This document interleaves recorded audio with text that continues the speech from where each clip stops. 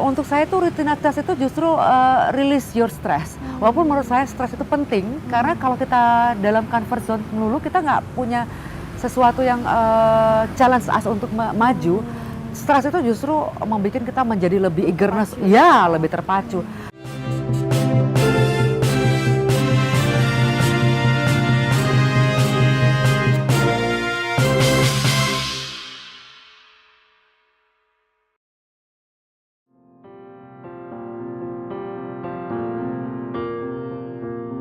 Dunia tambang yang selama ini identik dengan kaum pria tidak menyurutkan semangat Maya Miranda Ambarsari untuk terjun dalam bisnis tersebut.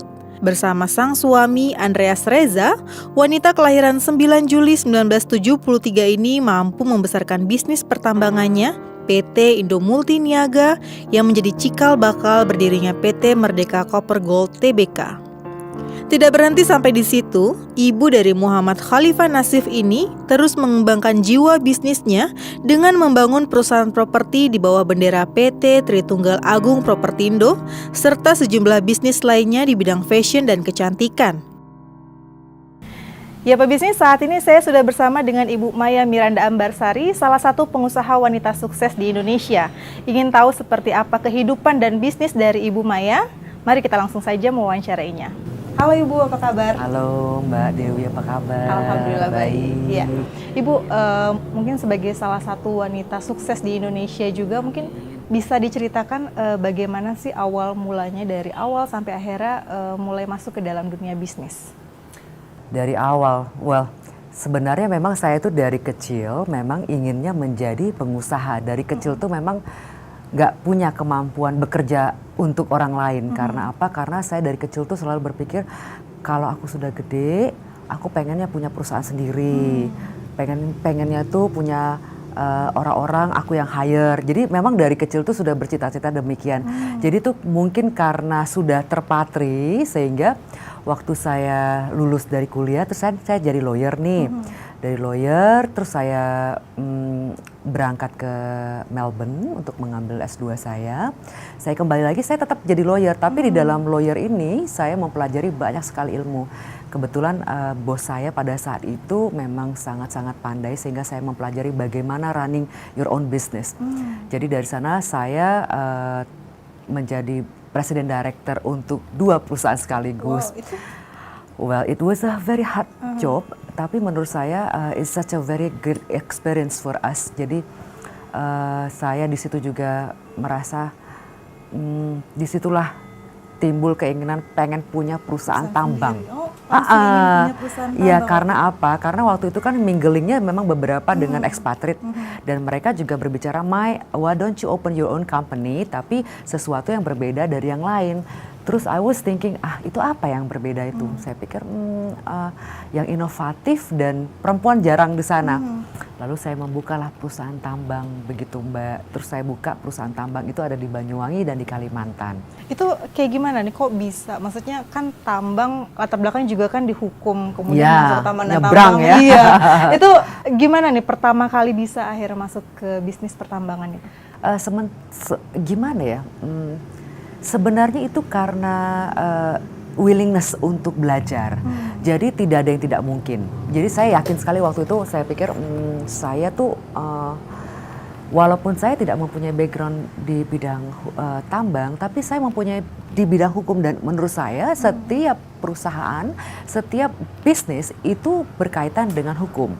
Nah, karena saya tidak mengerti tentang tambang, saya mempelajari tambang dan saya bekerja sama dengan orang-orang yang ahli di bidang tambang. Jadi justru saya menuntut ilmu sembari bekerja, sembari takes a while untuk menjadi mengerti dan sampai hari ini pun saya masih belajar toh. Terus setelah saya settle it down di dunia pertambangan, saya langsung membuka dunia properti. In the same time ya, alhamdulillah seperti itu. Nah sekarang ini karena saya mempunyai orang-orang yang memang mampu menjalankan dan saya memang merasa bahwa saya itu being so blessed dibantu dengan orang-orang yang memang punya kemampuan di bidang bisnis. Jadi saya bisa setelah settle di sini saya membuka perusahaan properti. Setelah properti alhamdulillah saya membuka rumah belajar Miranda yang artinya itu kegiatan sosial. Nah setelah itu saya juga membuka salon, dunia Oh, wanita. Saya juga membuka butik. butik. Tapi kalau misalnya untuk keinginan menjadi pengusaha itu kan udah dari kecil. Iya. Apa sih waktu itu yang membuat Ibu Maya ingin menjadi pengusaha? Pengusaha itu, Mbak, melakukan pekerjaan itu bagaikan ibadah. Kenapa saya katakan sebagai ibadah? Karena setiap gerak dan langkah kita mudah-mudahan menjadi kebaikan. Dan saya merasa bahwa dengan saya berusaha keras dan working hard, working smart gitu, jadi itu membuka lapangan pekerjaan, membuka kesempatan, lalu mencoba sesuatu yang di luar dari ilmunya saya itu kan merupakan ibadah. Belajar itu ibadah. Membuka lapangan pekerjaan mudah-mudahan menjadi ibadah saya juga. Jadi itulah berbuat amal. Iya. Jadi memang saya tuh dari situnya tuh emang sudah senang seperti itu. Apakah ini juga didikan dari orang tua juga? Iya, pasti. Jadi orang tua saya itu memang dari kita kecil memang kita tuh terbiasa berbagi. Jadi orang tua saya bukan pengusaha, orang tua saya kebetulan di pemerintahan, tetapi mereka melatih kita anak-anaknya itu untuk bekerja bersama, berbagi bersama. Jadi kalau di rumah tuh Mbak bukan hanya kita sebagai keluarga inti, tapi juga ada sanak saudara, ada sepupu, ada orang-orang yang mungkin tidak mampu terus di sekolahin tinggal di rumah. Jadi ibu saya, papa saya, itu mereka memang seperti itu. Jadi saya terbiasa. Itu saya berpikir saya harus menjadi pengusaha. Kalau saya jadi pengusaha, maka saya bisa membantu orang-orang lain untuk bekerja. Dan lebih banyak juga yang Ya, terbantu. seperti kalau saya bekerja untuk orang lain, berarti saya sendiri tergantung sama orang lain toh. Tapi kalau saya membuka lapangan pekerjaan, berarti orang itu mudah-mudahan bisa jadi sebagaikan misalnya kita meng-hire suaminya, maka impact-nya kepada istrinya, kepada anaknya, kepada keluarganya, seperti itu. Jadi as simple as that, ya. Kita tidak dimanjakan oleh fasilitas yang berlebihan.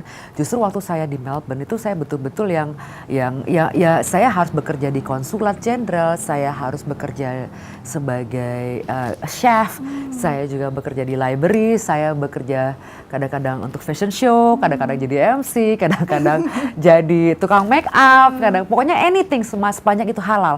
Atau kadang-kadang kan kalau kita student di sana kan kalau Saturday atau Sunday itu ada yang namanya Sunday market. Jadi kadang-kadang tuh saya tuh teman-teman tuh kalau sudah hari Sabtu ya udah ngumpulin barang ke rumah ke apartemen saya waktu itu. Nanti main jualin. Karena saya senang melakukan kegiatan-kegiatan jual beli transaksi seperti itu ya. Mungkin itulah cikal bakalnya menjadi pengusaha ya, seperti itu ya. Jadi dengan demikian saya langsung in touch dengan orang-orang. Jadi saya membuka network, membuka pertemanan, silaturahim seperti itu. Dan begitu pulang ke Indonesia saya pikir one day saya akan punya perusahaan sendiri. Seperti itu. Mungkin saya tuh memang senang sekali sesuatu yang historical gitu ya. Makanya di rumah saya juga berbau-bau klasik. Jadi kan berbau historical ya.